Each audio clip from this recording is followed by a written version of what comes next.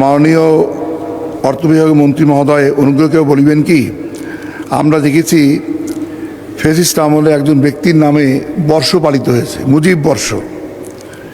এই মুজিব বর্ষ পালন উপলক্ষে প্রতিটি জেলা উপজেলায় বিভিন্ন ধরনের কর্মসূচি বাস্তবায়ন এবং শেখ মুজিবের ছবি ও বেদি তৈরি, বিভিন্ন সরকারি অফিসে ব্রোঞ্জ, তামা, মার্বেল, পাথরের মূর্তি বানাইতে এবং রাষ্ট্রীয়ভাবে সময় গণনার ডিজিটাল বোর্ড তৈরিতে সরকারের কত টাকা খরচ হইয়াছে, এই অপচয়ের বিরুদ্ধে সরকার কোনো ব্যবস্থা নিবে কিনা।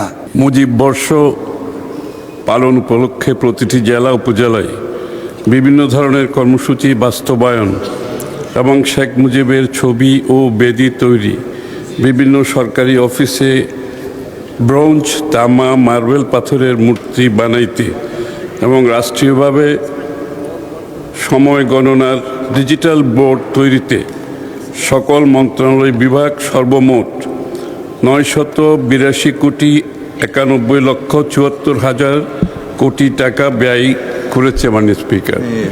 এটা তো শুধু মুজিব বর্ষ, এছাড়া প্রধানমন্ত্রীর এক বৎসরের খাওয়া দাওয়ার খরচ হয়েছে 35 কোটি টাকা।